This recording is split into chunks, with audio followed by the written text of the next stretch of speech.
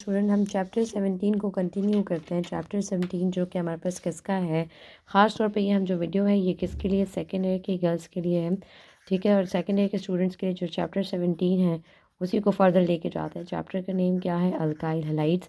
हमने प्रेपरेशन तक कर ली थी, ठीक है ना।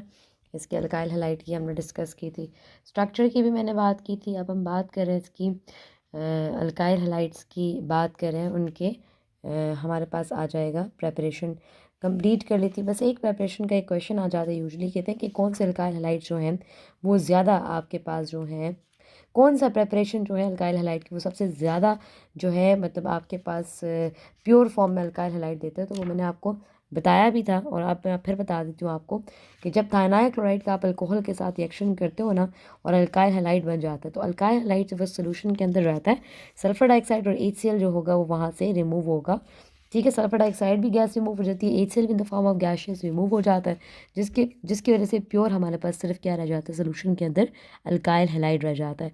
तो हमने जो है वो दो रिएक्शन किए हैं जो हमारे कोर्स में अभी तक इंक्लूडेड हैं। एक हमने किया है basically the reaction of alcohol with halogen acid, जिसको बेसिकली हम कहते हैं ल्यूकस टेस्ट भी कहते हैं।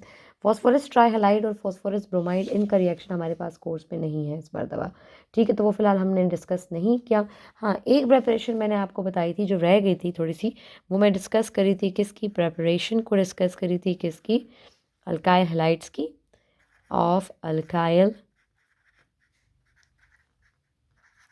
हैलाइड्स की, ठीक है ना। किसके साथ करनी है, आपने अल्कोहल को, ठीक है, ये एक प्रेपरेशन ये भी थी, आपने थायोनाइल क्लोराइड के साथ रिएक्शन करवाना है।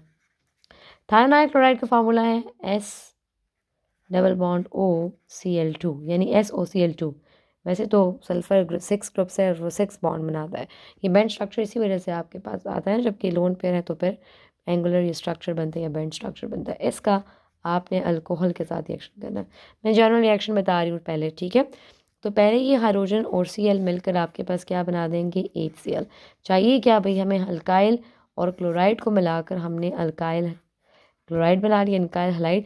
अब ये ऑक्सीजन और ये सल्फर और ऑक्सीजन जो बच गई, ये क्या बना देंगे, सल्फर डाइऑक्साइड। ये भी यहाँ से रिमूव हो जाएगा, ये भी, ठीक है। आपके पास सिर्फ और सिर्फ सोल्यूशन के अंदर क्या रह जाएगा, प्योर अल्काइल हैलाइड रह जाएगा। तो इसलिए ये सबसे ज़्यादा प्योर फॉर्म में आपको अल्काइल हैलाइड देता है। तो कहीं किधर MCQs में या किसी जगह पे पूछा जाए ना कि which is the best method for the preparation of alkyl halide, तो ये जो आपने अभी पढ़ा ना था नाइल क्लोराइड के अल्कोहल के साथ, this is basically the best method to prepare what to prepare the alkyl halides आपके पास आ जाएगा। ठीक हो गया। मैंने वही कहा ना आपको कि यहाँ सल्फर डाइऑक्साइड जो है वो गैशियस फॉर्म में, वो भी रिमूव हो जाएगी। सल्फर डाइऑक्साइड किस फॉर्म में, गैशियस फॉर्म में, ये भी रिमूव हो जाएगी सोल्यूशन से। और HCl भी गैशियस फॉर्म में, ये भी रिमूव हो जाएगा। सिर्फ और सिर्फ अल्काइल हैलाइड रह जाएंगे आपके पास, ठीक हो गया। बाकी की जो दो प्रेपरेशन है वो आपके कोर्स में नहीं है इस मरतबा। अब हम आगे चलते हैं। सबसे पहले बात करेंगे किसकी, रिएक्टिविटी की बात करेंगे, ठीक हो गया। किसकी रिएक्टिविटी की बात करें, अल्काइल हैलाइड्स की reactivity.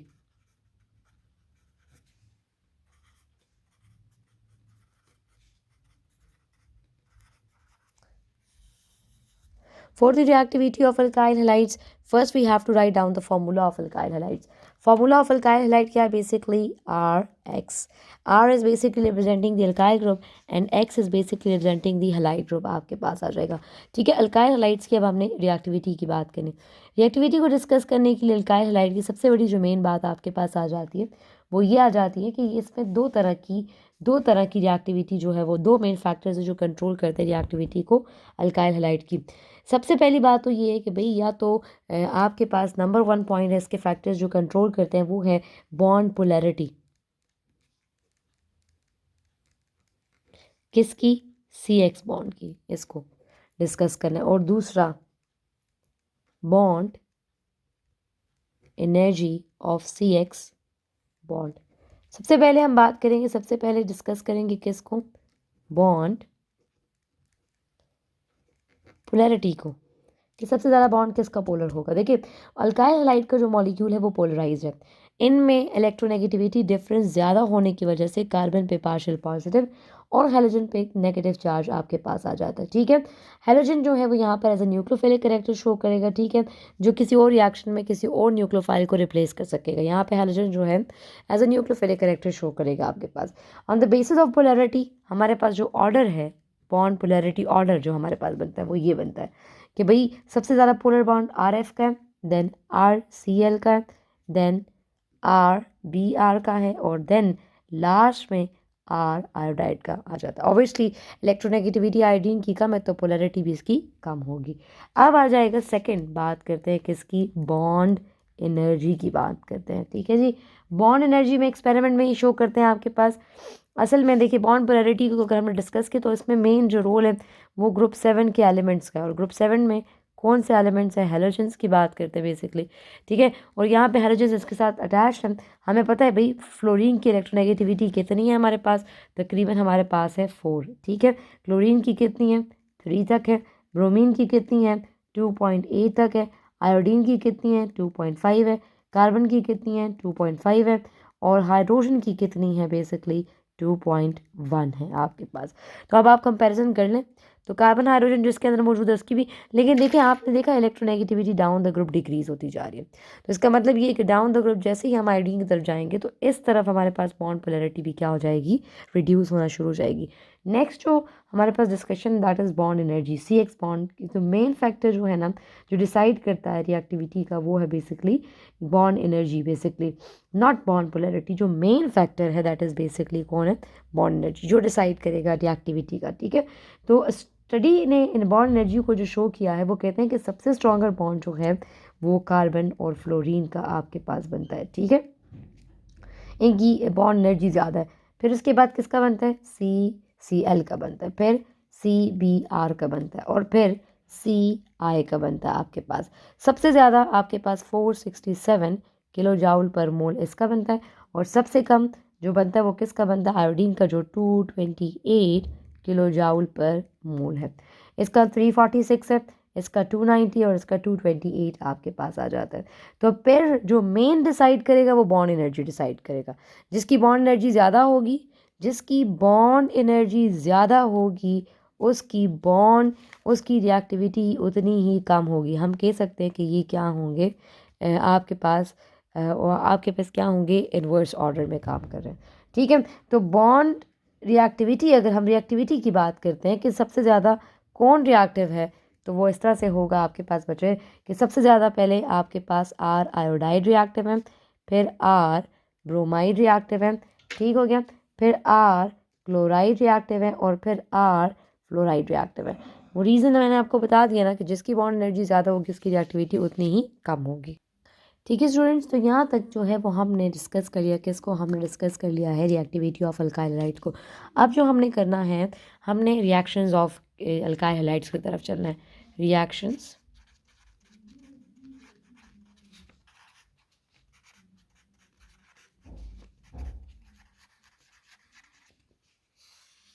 For discussion of reaction of alkyl halide, सबसे पहले हमने बात करना है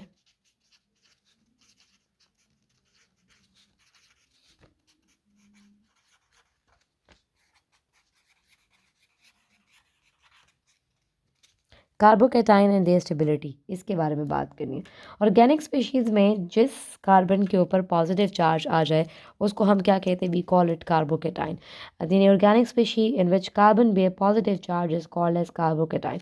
अब अगर हम स्टेबिलिटी की बात करते हैं तो सबसे ज़्यादा कौन स्टेबल होंगे, तो जनरल स्टेबिलिटी ऑर्डर जो आपके पास है सबसे ज़्यादा जो स्टेबल है वो हमारे पास टर्शरी कार्बोकैटाइन्स हैं,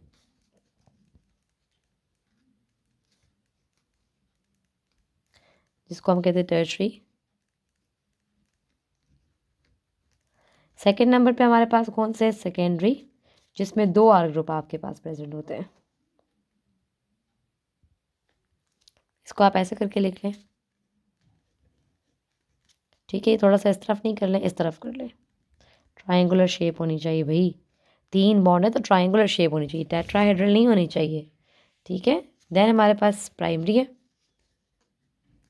1 कार्बन, सेकंड, अब इधर एक हाइड्रोजन आ जाएगा, थर्ड यहाँ पे पॉजिटिव चार्ज, और last but not the least हमारे पास क्या आ जाएंगे, हमारे पास मिथाइल मिथाइल ग्रुप आ जाएगा।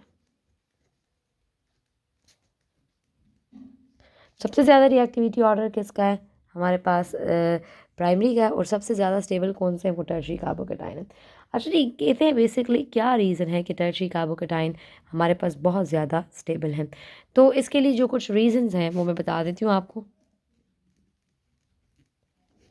हमें पता होना चाहिए भाई किसकी रिएक्टिविटी ज़्यादा है, कौन किस रिएक्शन को फेवर कर रहा है और कौन नहीं कर रहा है, ठीक है। इसके लिए इसका पता होना बहुत ज़रूरी है। स्टेबिलिटी ऑफ कार्बोकेटाइन के लिए जो मेन चीज़ आपके पास आ जाती है वो है कि जिसके केस में आपके पास मिथाइल ग्रुप यानी आर ग्रुप जो कि वीकली इलेक्ट्रॉन डोनेटिंग ग्रुप है, यानी मोर आर ग्रुप है, मोर स्टेबिलिटी। क्योंकि हमें पता है कि ये R group electron donating group है। लेट्स सपोज मैं टर्शियरी कार्बोकेटाइन हैलाइड की बात कर रही हूँ।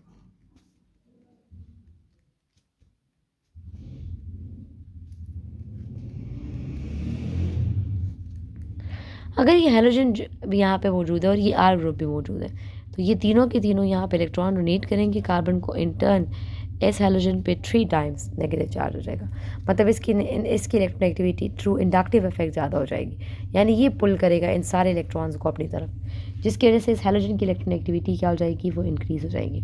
तो कहते हैं more alkyl group more will be stability, ठीक है। अब अगर कंसिडर करें कि इसकी स्टेबिलिटी इतनी ज़्यादा हो जाएगी तो क्या ये इतनी आसानी से इस बॉन्ड को ब्रेक कर सकेगा, नहीं भाई।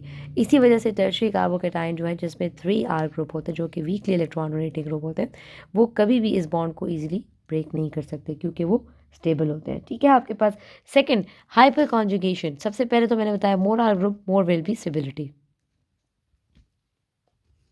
Second is basically hyper conjugation.